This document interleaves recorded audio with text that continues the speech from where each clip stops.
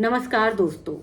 तो आज हम बात करने वाले हैं बॉलीवुड की उस अभिनेत्री की जिसे द ब्यूटी ऑफ ट्रेजेडी के नाम से भी जाना जाता है। वो एक्ट्रेस जिसने बहुत कम समय के लिए बॉलीवुड में काम किया, लेकिन आज तक उनके नाम, उनकी खूबसूरती और उनकी फिल्मों के चर्चे होते रहते हैं। एक ऐसी एक्ट्रेस जिन्हें कभी भी प्यार नसीब नहीं हुआ।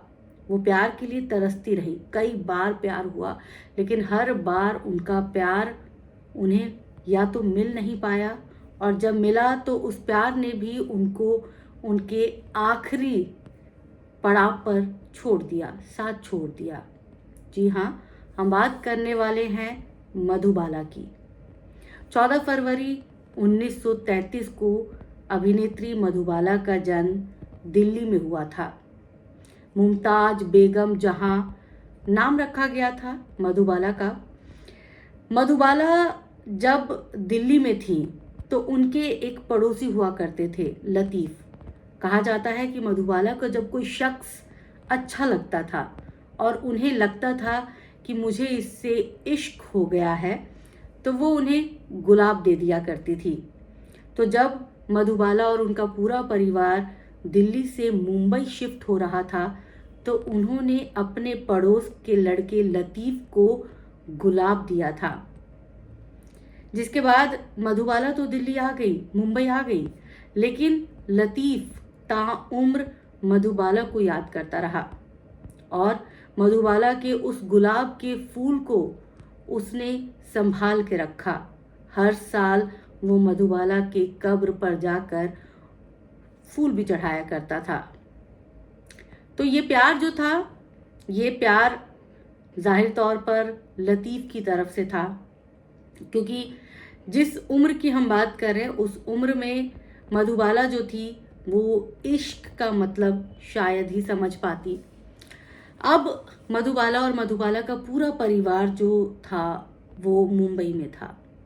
मुंबई यानी सपनों का शहर, मुंबई यानी फिल्मों का शहर, और इस पूरे शहर में मधुबाला की किस्मत उन्हें बार बार फिल्मों की तरफ खींच रही थी। मधुबाला ने बहुत कम उम्र में ही फिल्मों में एक्टिंग शुरू कर दी थी। चाइल्ड आर्टिस्ट के तौर पर उन्होंने बसंत फिल्म से शुरुआत की थी। इस फिल्म के डायरेक्टर थे केदार शर्मा, और इसके बाद मुमताज महल, इस फिल्म में भी बतौर चाइल्ड आर्टिस्ट मधुबाला ने काम किया था। और इसके बाद मधुबाला की जब स्क्रीनिंग ली जा रही थी नील कमल फिल्म के लिए, तो मधुबाला और केदार शर्मा डायरेक्टर के बीच में जो है वो इश्क पनपना शुरू हो गया। ये इश्क हुआ, दोनों की आंखें चार हुई, दोनों एक दूसरे के प्यार में पड़ चुके थे। हालांकि मधुबाला उस वक्त मात्र 14 से 15 साल की रही होगी, तो मधुबाला की इतनी कम उम्र थी कि वो प्यार को पूरी तरह से समझने के लिए काफ़ी नहीं थी, और इसीलिए मधुबाला और केदार शर्मा का जो इश्क था वो कुछ ही दिन चला। इसके बाद मधुबाला को एक बार फिर से इश्क हुआ कमाल अमरोही से। कमाल अमरोही से जब इश्क हुआ मधुबाला को, तो मधुबाला के पिता को भी कोई दिक्कत नहीं थी। मधुबाला के पिता तो चाहते थे कि कमाल अमरोही और मधुबाला की शादी भी हो जाए, वो तैयार थे। लेकिन मधुबाला की एक शर्त थी। मधुबाला चाहती थी कि कमाल अमरोही उनसे निकाह करने से पहले अपनी पहली पत्नी को तलाक दे दे।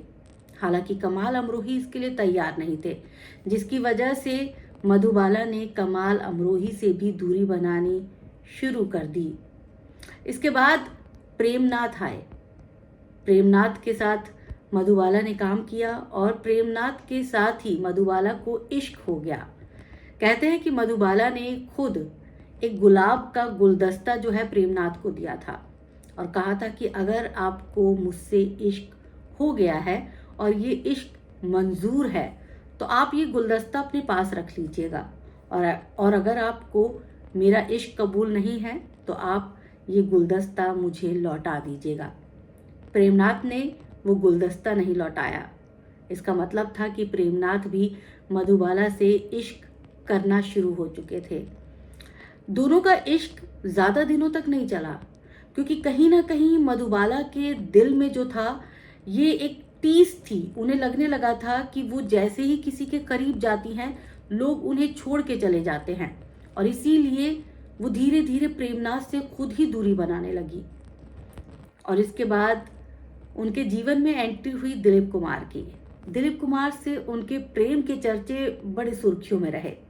लोगों को दिलीप कुमार और मधुबाला की जोड़ी बहुत पसंद आती थी, फिल्मों में भी और फिल्मों से परे भी। ये जोड़ी हिट थी लोगों के बीच, और लोगों को लगता था कि ये दोनों एक दूसरे के लिए बने हैं। सब चाहते थे कि ये एक दूसरे के लिए बने हैं तो एक दूसरे के हो भी जाए, एक दूजे के हो जाए, इनकी शादी हो जाए। लेकिन इनका इश्क चल रहा था। इसी बीच एक ऐसी घटना होती है जिसकी वजह से मधुबाला और दिलीप कुमार की राहें अलग हो जाती हैं। दरअसल दोनों फिल्म कर रहे थे, एक साथ फिल्म कर रहे थे। अब इस दौरान जो है ग्वालियर फिल्म, दिलीप कुमार और मधुबाला जो है वो फिल्म कर रहे थे नया दौर। अब इस फिल्म के दौरान जो है ग्वालियर में शूटिंग चल रही थी। उस दौरान जो है कुछ असामाजिक तत्व जो थे उन्होंने सेट पर मौजूद महिलाओं के साथ बदतमीजी करनी शुरू कर दी। ये खबर मधुबाला के पिता तक पहुंची, तो मधुबाला के पिता ने जो है डायरेक्टर से ये डिमांड रख दी कि भाई शूटिंग की जगह जो है उसको चेंज कर दिया जाए। अब शूटिंग की जगह चेंज करना महंगा होता है, तो डायरेक्टर ने क्या किया कि उन्होंने मधुबाला को ही रिप्लेस कर दिया।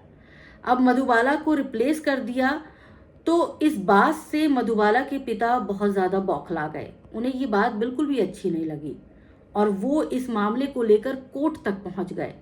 जब वो कोर्ट में पहुंचे तो दिलीप कुमार साहब जो थे वो डायरेक्टर के पक्ष में आए और उन्होंने जज के सामने डायरेक्टर के पक्ष में गवाही दी, जिसके बाद जो है मधुबाला के पिता वो बौखला गए थे।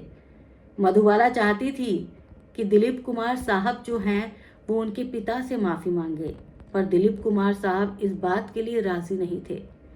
उन्होंने मधुबाला से कहा कि अगर तुम मेरे साथ शादी करना चाहती हो तो तुम मेरे साथ चलो, लेकिन मैं तुम्हारे पिता से माफ़ी नहीं मांगूंगा। और दोनों की इस जिद ने दोनों के रास्तों को हमेशा के लिए अलग कर दिया। वो जोड़ी जिसे लोग बहुत पसंद करते थे, वो जोड़ी कुछ इस तरह से दर्दनाक तरीके से अलग हो गई, सिर्फ एक जिद की वजह से। इसके बाद एक बार फिर मधुबाला की जिंदगी में आए किशोर कुमार, और किशोर कुमार से 1960 में मधुबाला ने शादी भी कर ली।